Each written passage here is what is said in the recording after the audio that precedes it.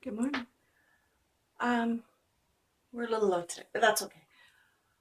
I've been working in my art journal actually.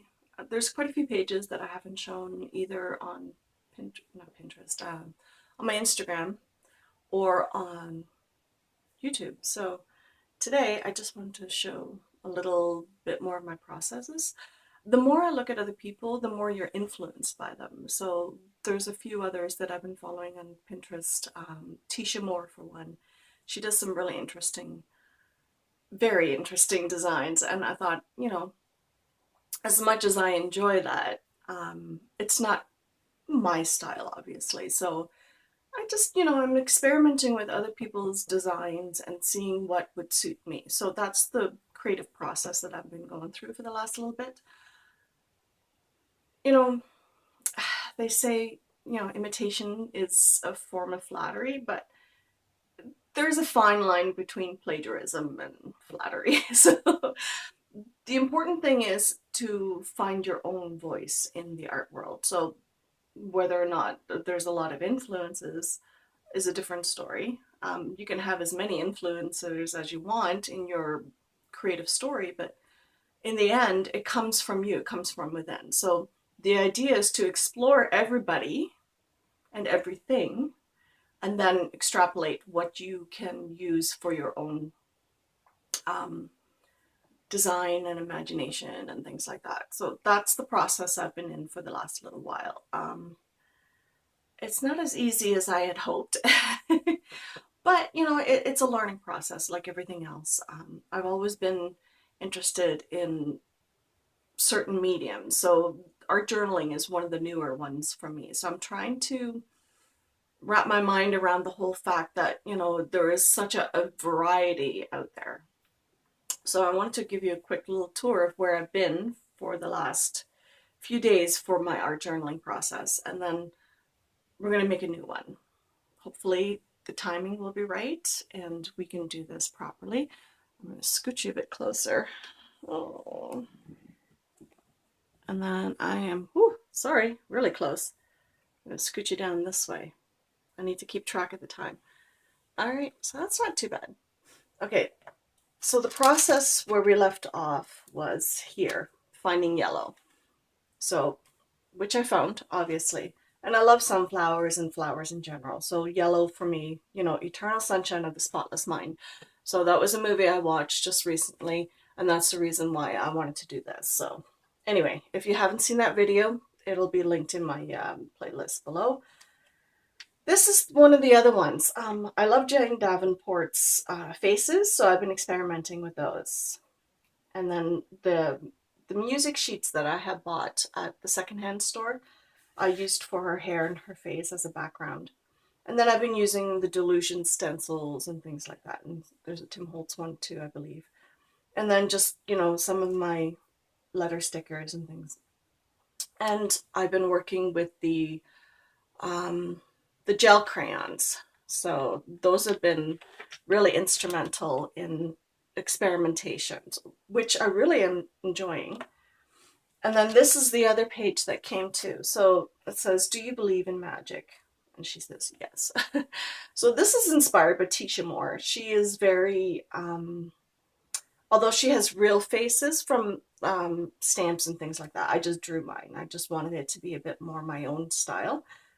So I thought it was interesting that, her way of doing things just sort of peeped out from where I was doing my gel crayons and things like that. So the background was with that. And then I did a reverse stencil where I took it away with the baby wipe, which I really love how it turned out. And the beauty of these alcohol ink markers is it goes over top so nice and opaque that, the border is made with this one and my teal one.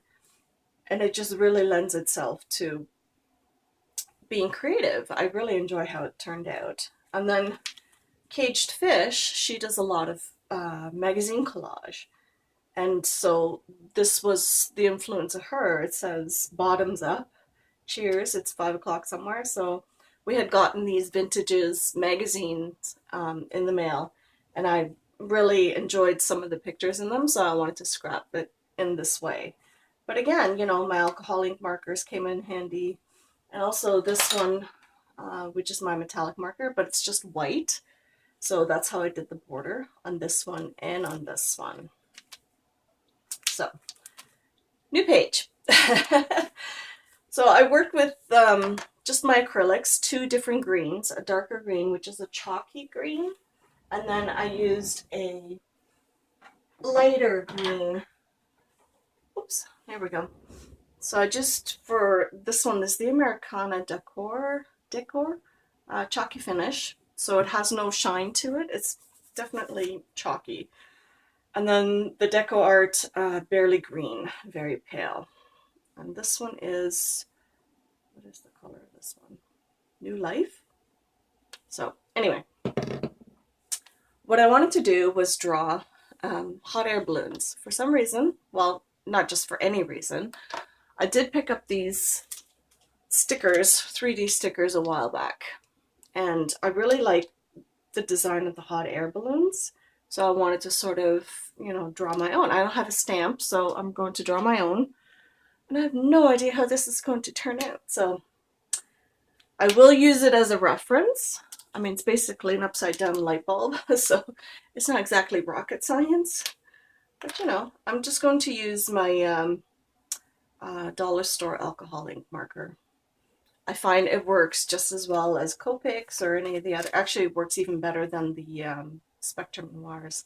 It has really good pigmentation. Now, I could sketch it, of course, in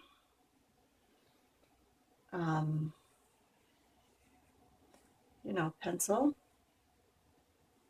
but I kind of like the roughness of the paper, because what I do is I will create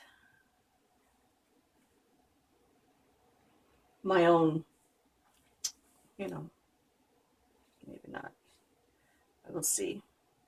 I like the idea of it being double lined and looking more like a drawing instead of a stencil, or even just, so the basket will go down here again. It's just a rough sketch. But the beauty of these is that you can just sort of do your own little design on it. It's okay if you make a mistake. It's not the end of the world. It's just a sketch.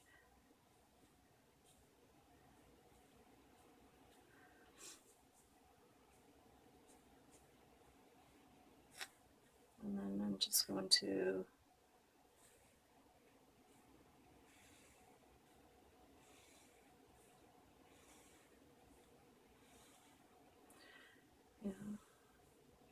because any double line that you make, you can fill in with another color of these Spectrum Noirs.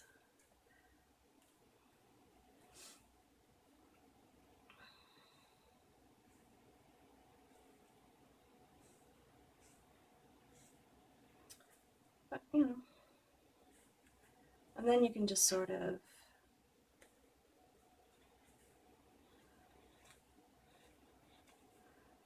fancy it up any which way you want. Do scallops. I don't mind if it's a little cartoonish. It's not that big a deal for me. So it's just a question of getting it down on paper. Now I could use my gelatos. I don't want to in this case. I just want to show you that you can use these Spectrum or these dollar store alcohol ink markers quite nicely for this. So anywhere where there's a double line, I will fill in with a different color. You could use pink, you can use whatever. I mean, they didn't have a whole variety at the dollar store, so you sort of get what you get.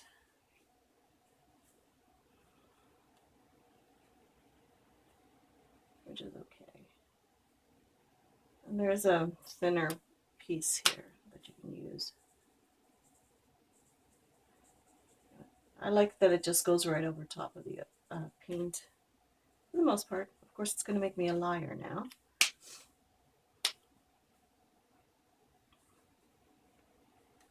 Sometimes if you just give it a bit of a break, then you can come back to it.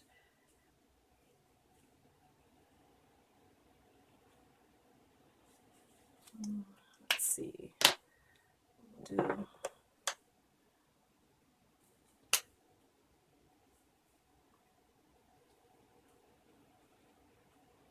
I like that you can just go over any paint, really. I mean, had I kind of gessoed it and whatnot else, I don't know if it would work the same. So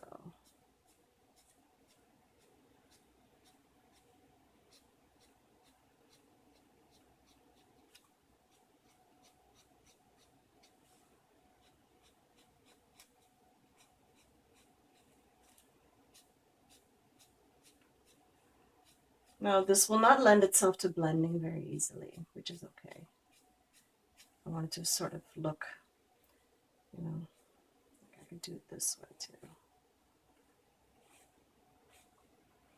Fill it in a lot quicker. It will run the black a little bit, as you can tell, but I can't like that because it creates the shadow for you.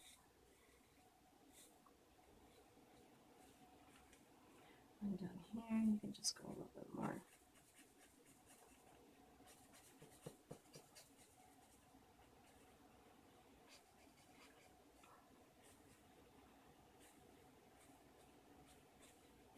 I like how it has kind of a painterly effect, and the background, you know, because I did it kind of a dry brush over top, it'll show up nicely with that. And then I'm going to give it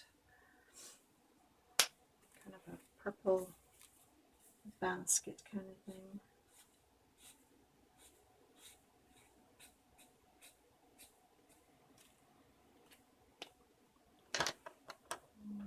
Let's see. I have to be careful with some of these.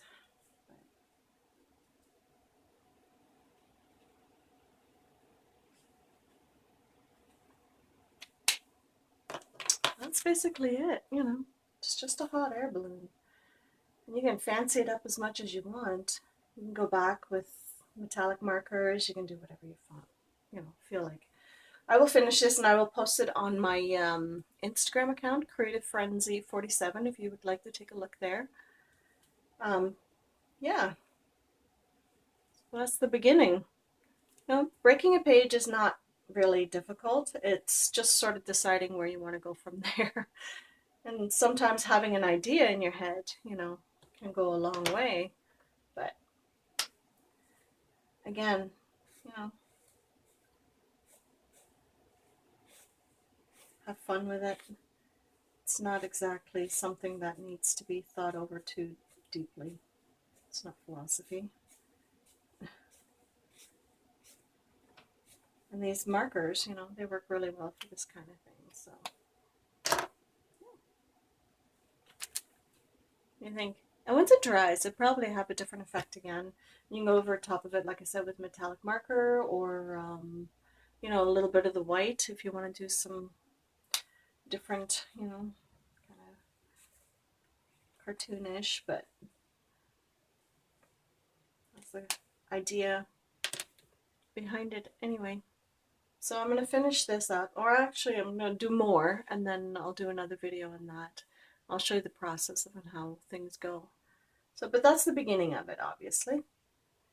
Again, you know, the smaller you make them, the further in the distance they look, and the closer, the bigger they are, right? So, and you can fancy it up any which way you want. So, yeah, it's a very easy shape to work with, and the designs are limitless, basically. So, have fun with it, guys. I'll see you in the next video.